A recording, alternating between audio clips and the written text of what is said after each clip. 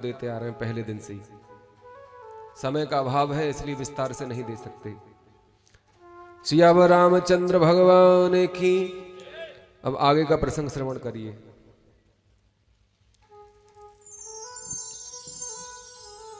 पंचवटी जहां जन स्थान है वहां राक्षसों का वास होता था और वहां सूपणखा आती जाती थी। ये सूपणखा यहां की ऐसो थी, ये चौकी थी रावण की दंडक वन में। दंडक वन को पवित्र करने के लिए राम जी यहां आए हुए हैं, गौतम ऋषि के श्राप को हरने के लिए। पूर्व में दंड नाम का राजा यहां रहा करता था, 100 योजन का नगर था। ये भृगु ऋषि के श्राप से जल के नष्ट हो गया था। परमात्मा श्री राम यहां जब आके वास करेंगे तो यह पुनः हरा भरा हो जाएगा, ऐसा वरदान था। तो सज्जनों, राक्षसों को पता चल गया था श्री राम के बारे में सूपणखा के द्वारा। खर और दूषण को पता चला है। खरदूषण और तृष्णा बात मत करो बिल्कुल।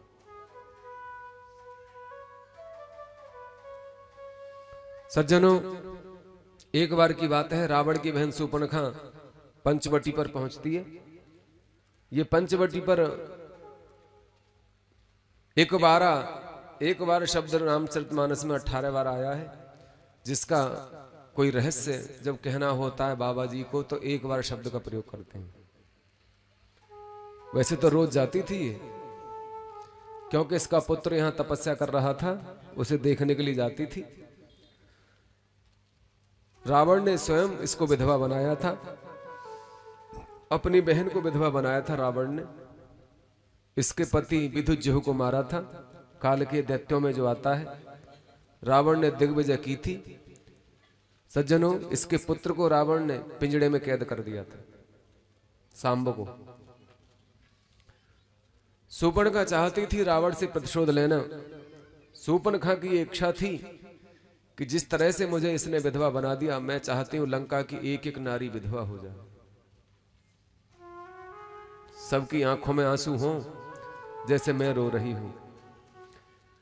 अपने प्रतिशोध को पूरा करने के लिए उसने अपने पुत्र को तपस्या करने के लिए प्रेरित किया था। सांब ने जन स्थान पर तप किया तो ये उसे देखने आया करती थी।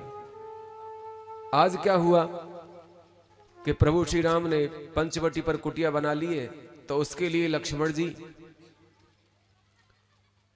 घास फूस बांस बल्ली लेने गए थे,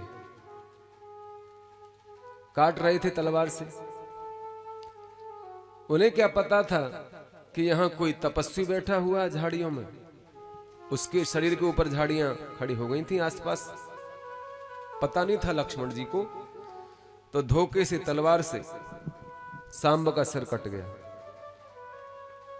सूपणखा का जो पुत्र था। लक्ष्मण जी को बड़ा शोक हुआ।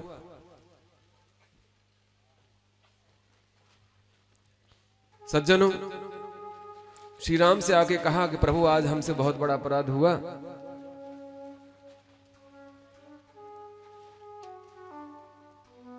हमारे हाथों से एक तपस्वी की हत्या हो गई।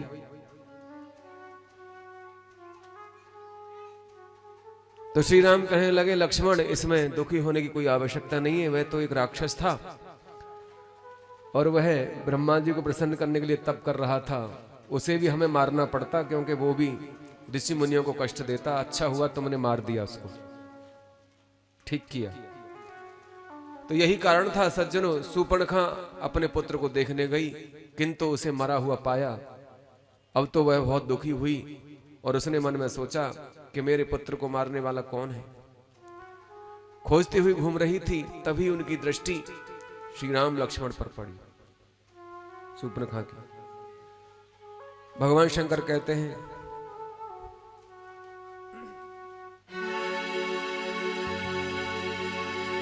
सूपणखा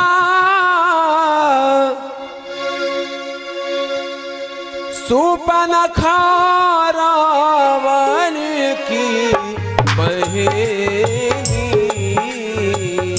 सूपणखा रावण की बहेनी,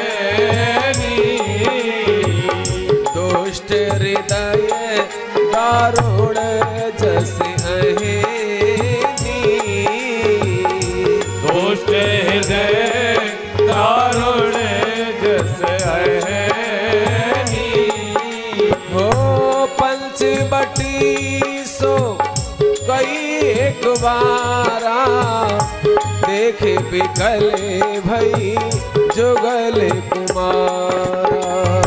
पंचवटी सो गई एक बारा, देख बिकल भई युगल कुमारा। मम अनुरूप पुरुष जग नाही, देखूं खोज लोक तिहु माही।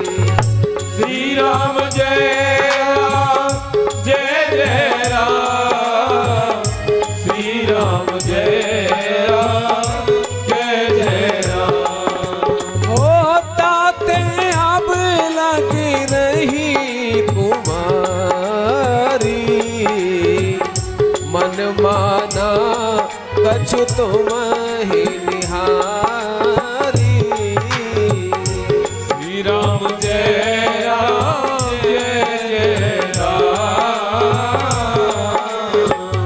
सीतहि चितहि कही प्रभु बाता, अहै कुमार मोरे लघु भ्राता। कही प्रभु बाता, अहे कुमार मोरे लघु भ्राता। रावण की बहन शूर्पणखा पंचवटी पर आई और कहने लगी,